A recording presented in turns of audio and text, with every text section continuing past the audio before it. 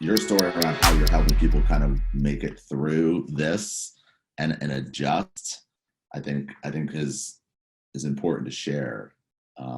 It's different. I know that. Yeah. Only you're opening your home to have Very people come in. You're allowing, like, you're creating a workspace, right? totally. And that's pretty unusual. I would say so. And like, we were even debating when this most recent guy came down here. His name's Mark, and he just like walked into it. But when he came here, we were saying like, one, do we have enough space for him? And we talked about this about 2 weeks ago. And we said we probably are going to be on top of each other, but we were also still kind of building out the home office at the time.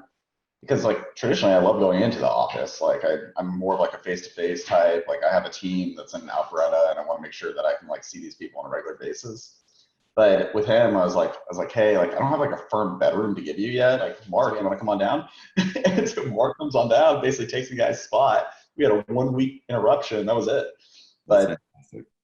but yeah, we're not charging rent or anything. It's more just like, like we want the company, and honestly, I think it's mutually beneficial. He's an entertaining guy, Yeah. and he has the same kind of focus and kind of work ethic we do. So it's like we're not going to like take any like hits there, but it's more just to have like company and be around people we like during. So your hack on getting through this has been to open your home, Pretty much.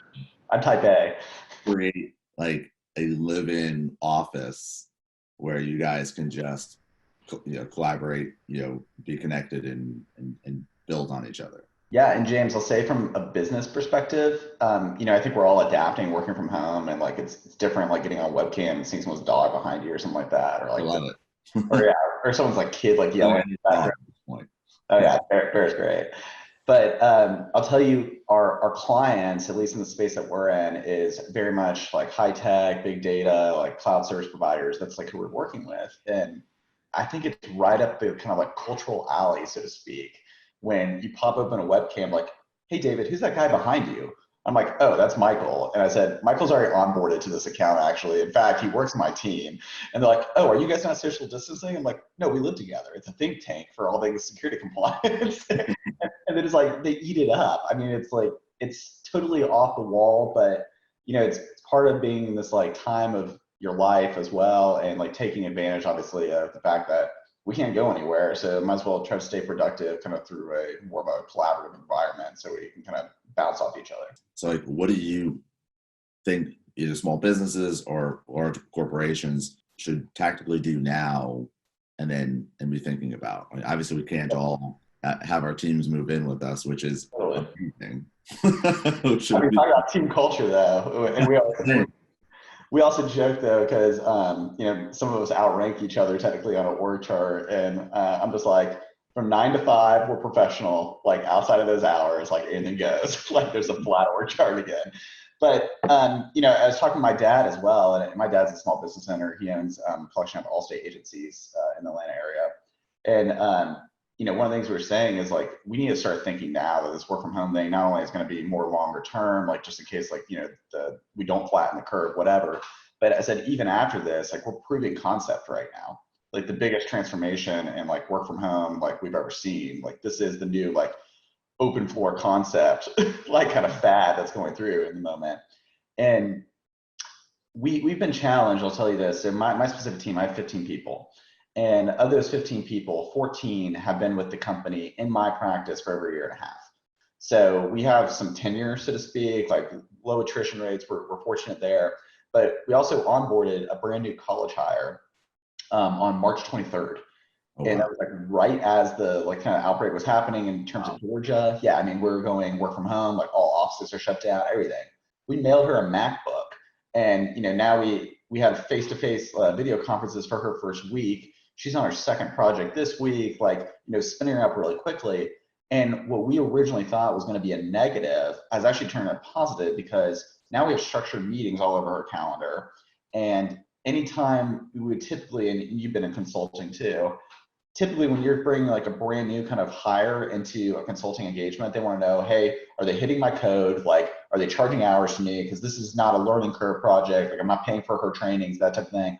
I'm like, it doesn't matter now. We're all just on, she's shouting a video conference. Anyone can join the meeting. And so I think it's been good in that sense. And we're also able to do it more in a centralized manner. So like, I'm honestly more of an advocate for work from home now. Now, I don't think like we're all going to be able to go permanently virtual, but previous to this, we were saying probably about 3 days a week in the office. That was kind of required if you weren't traveling. Like now, I'd say probably err on the one day per week, kind of like office cadence. Right. And I was talking to my dad too, and he has a walk-in Allstate agency. And I think just from that, he's saying like his two like full-time employees, he's telling them they can go from 5 days in the office down to two, Mondays and Fridays. Wow. And I was like, Dad, don't tell them that yet. Like, why don't you like test it out a little bit? Like, guys get back from this. I said, before you just like put this like carrot in front of them. But he says, yeah, they're equally as productive, if not more productive. He says they don't have to commute as much. One was commuting an hour and a half to the office, and now she uses that time. She still gets online at 8:30 a.m. and like they're able to like have the type of meetings. They're just able to get on the phones, whatever it is, just that much earlier because the commute is now reduced. And I think you highlight a couple of great points, but like the lack of commute, I think some people are missing it because they're not calling and connecting with people that on the personal level, right? Because just maybe their home life is at a certain speed, and then their professional life is a certain speed that the only downtime they have is in the commute. But I think the productivity thing is super interesting because I know I know many.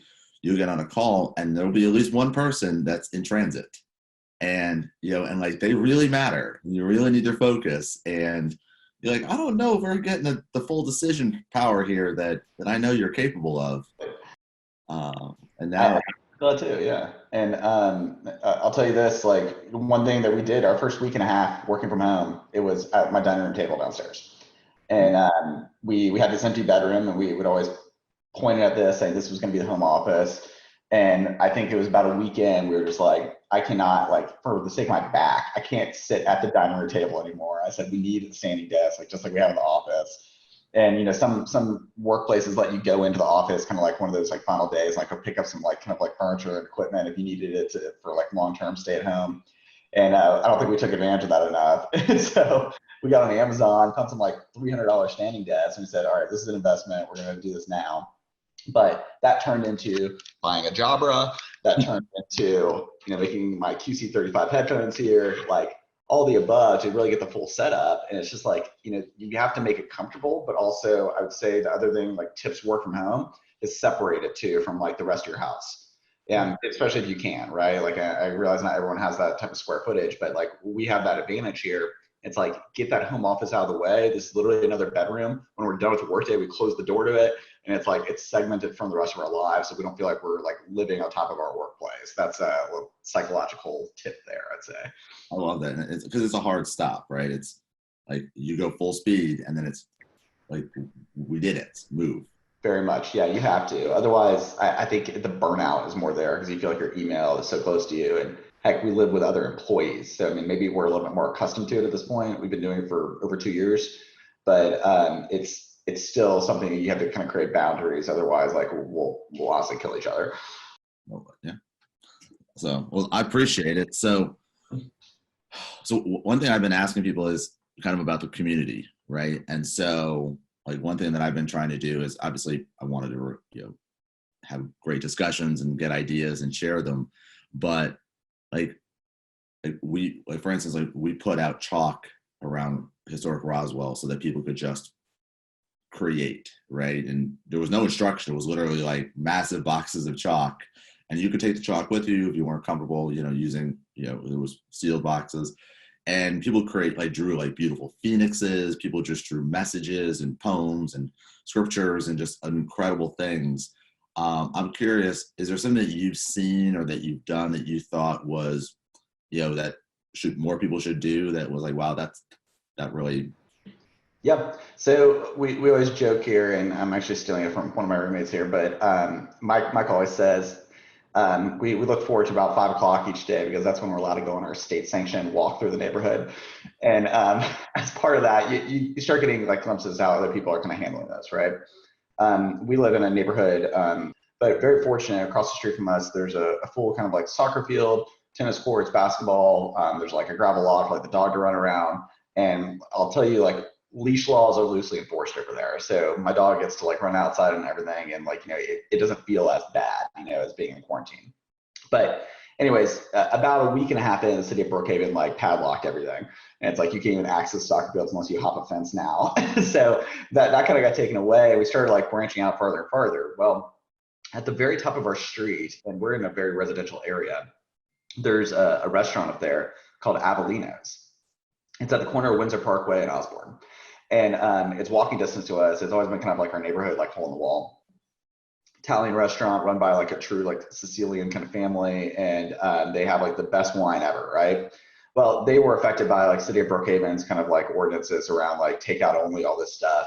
But you were able to see really quickly like which local businesses are going to kind of thrive because they have this like loyalty base already built. And so that's one of the businesses we patronize all the time. And, you know, we kept going in and out there. I mean, I have like the head bartender's like cell phone number. I'll text them when I'm on my way, all this stuff, and they like know our orders.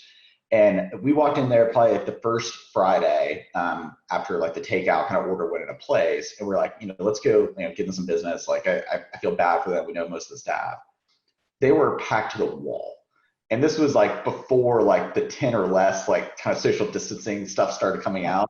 But packed to the wall. This place is not huge, but it probably has 25 seats inside. Packed to the wall. They have an outdoor patio.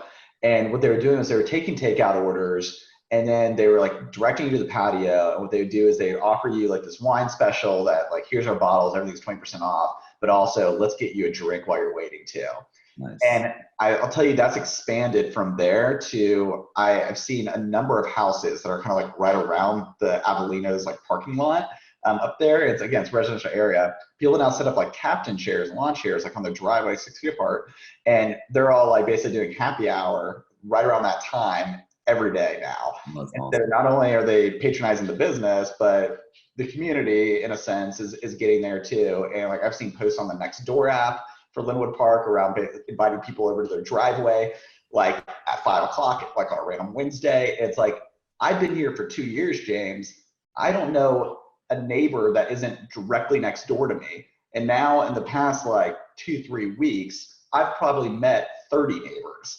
Wow. And so like call it a negative, but like I'm a very social person, as you can tell. Yeah. And you know, it's been a very interesting experience, not only to meet like the other dogs in the neighborhood, but like you're literally getting invited over because apparently I guess open container laws don't exist anymore, but like you're getting invited over to all these other houses and people are treating it like a bar crawl with social distancing throughout this giant neighborhood, like every day of the week.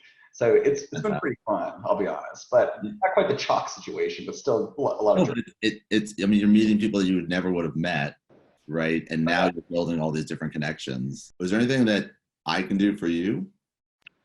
Yeah, I mean, honestly, I don't get enough FaceTime with Jimmy D. I said that to you when you pinged me on LinkedIn too. I was like, yeah, don't jump on this. When do you do this again? Availability. So, I'd love just to reconnect constantly. Like one, I was 21 going on 22 when you met me for the first time. So we've known each other for about 5 years. That's kind of crazy to think about that. But the thing I'd say that the most part is like I've matured in my career since I've originally met you, and like, you know, the conversations we're having now are very different than the conversations we first had. Yeah. And one thing that like I guess I've landed on at this moment kind of in my life over the past about a year or so, and even with the roommates I surround myself now, is like I want to like keep my network to a point where it's like the people I want to invest in, I feel like are investing back in me. There's some reciprocity there, right? And you're part of that network. And so I want to make sure that, you know, we continue having regular touch points, and not through like just a tasking standpoint, like let's check it off. Yeah. But like, I want to hear about you. I know you want to hear about me because you say I'm an interesting person. I don't get it, but still, I think there's benefits on both sides here. But and like the most I've ever learned from you was definitely when I was considering those 2 job offers during my first kind of departure from my first employer out of college. Yep. And you know, I point back to that kind of major decision point, inflection point in my life, and you were the only one that steered me towards the right answer, actually. And I was leaning towards employer B, and you told me about employer A, and you said, I think you're gonna be bored if you go to employer B, albeit it looks sexier, albeit it looks like more money, albeit it looks like, you know, the logo you want on your resume.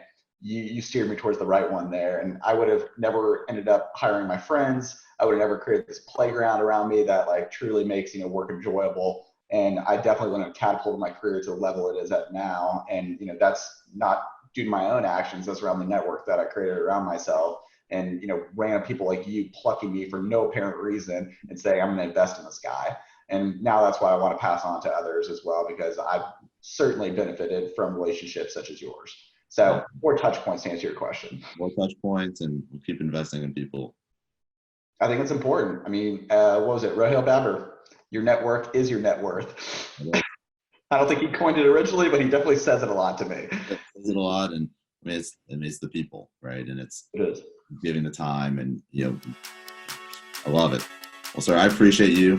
Yep. Office. I love your community that you built. So we'll definitely connect more.